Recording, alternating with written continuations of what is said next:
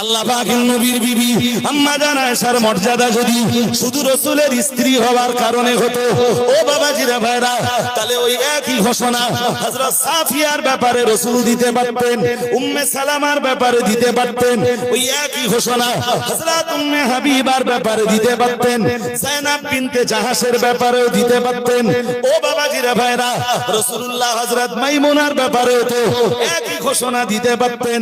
না না না না না, কিন্তু যে ঘোষণা আম্মা জান আয়েশার জন্য দিয়েছেন, ওই ঘোষণা হযরত মাইমুনার জন্য দেননি, উম্মে সালামার জন্য দেননি, উম্মে হাবিবার জন্য দেননি, যায়েনাব বিনতে জাহাসের জন্য দেননি। রাসূলুল্লাহ তার অন্য কোন বিবির জন্য ওই ঘোষণা দেননি। আবার যদি হযরত আবু বকরের কন্যা হওয়ার কারণে তার মর্যাদার ঘোষণা রাসূল দিয়ে থাকতেন, তাহলে হযরত আবু বকরের কারণে বেশি যেমন মর্যাদা হযরত আম্মা জান আয়েশা পেয়েছেন,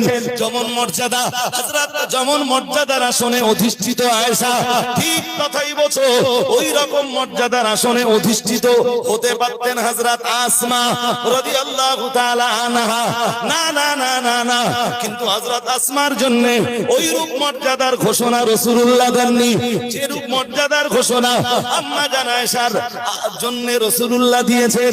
ও বাবাজিরা ভাইরা, এই সংক্ষিপ্ত বক্তব্য থেকে এটা স্পষ্ট হয়ে যায়, আম্মা জান আয়েশার এই মর্যাদা শুধু রাসূলুল্লাহর স্ত্রী হবার কারণে নয়, কিংবা হযরত আবু বকরের ঘরের বেটি হবার কারণে, হযরত আবু বকরের ঘরের মেয়ে হওয়ার কারণে নয়।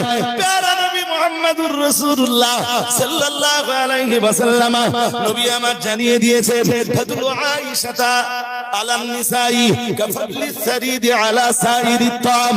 আল্লাহ পাকের নবী জানিয়ে দিয়েছেন, তামাম আরবের মেয়েদের উপরে আমার আয়েশার মর্যাদা তমন, তামাম আরবের তামাম খাবারের উপরে সারিদ নামীয় খাবারের মর্যাদা যেমন।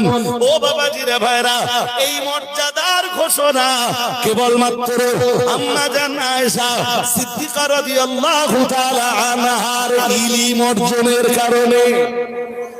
একদিকে কোরআনের ইলম আর একদিকে হাদিসের ইলম। আম্মা জান আয়েশা রাদিয়াল্লাহু তাআলা আনহা একদিকে কোরআন শাস্ত্রের পাণ্ডিত্য অর্জন করেছেন, অন্যদিকে তিনি হাদিস শাস্ত্রের উপর পাণ্ডিত্য অর্জন করেছেন। উম্মতে মুহাম্মাদি আম্মা জান আয়েশা থেকে হাদিসের জ্ঞান লাভ করেছে 2210টা। আর একটু মন খুলে বলেন, এমন এমন হাদিস উম্মতে মুহাম্মাদি পেয়েছে। হাদিস শরীফের কিতাবে এমন হাদিস রয়েছে, আম্মা জান আয়েশা বর্ণনা না করলে ওই হাদিস বর্ণনা করার মতো কেউ ছিল না। ও বাবাজিরা ভাইরা, আমি আপনাকে বলতে চাইছি, আম্মা জান আয়েশার মর্যাদা তার রক্তের কারণে নয়, হযরত আবু বকরের বংশে জন্ম নেওয়ার কারণে নয়, কিংবা রাসূলের স্ত্রী হওয়ার কারণে নয়। আম্মা জান আয়েশার এই সূর্য মর্যাদার আসন, যেমনটা রাসূল বলেছেন, তামাম আরবের নারী জাতির উপরে আমার আয়েশার মর্যাদা, এ মর্যাদা, এ আসন আম্মা জান আয়েশা সিদ্দিকার ইলমের কারণে।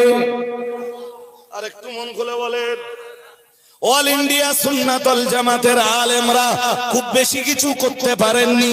ও বাবাজিরা ভাইরা, কিন্তু বাংলার বিভিন্ন প্রান্তে কোথাও বা ছেলেদের মাদ্রাসা, কোথাও বা মেয়েদের মাদ্রাসা, এইভাবে বিভিন্ন জায়গায় মাদ্রাসা তৈরি করে রেখেছেন। কোথাও বা মডেল মাদ্রাসা, model school. All India Sunnatul জামাতের শত শত মাদ্রাসা এখন চলছে, কোনটা মডেল স্কুল, মডেল মাদ্রাসা, কোনটা বয়েজ ক্যাম্পাস, কোনটা গার্লস ক্যাম্পাস। ও বাবাজিরা ভাইরা, কিছুই আমরা দিতে পারি না সমাজকে, সমাজের হাতে, অন্তত সমাজের ছেলেগুলির হাতে আর মেয়েগুলির হাতে আমরা তো আল্লাহর কোরআন তুলে দিতে পারছি। জীবনতলা আমিনিয়া মাদ্রাসাতুল বানাতে দেখতে দেখতে আজ কয়েক বছর হয়ে গেল বুখারী শরীফ ওপেন হয়েছে, এটাও আপনারা জানেন।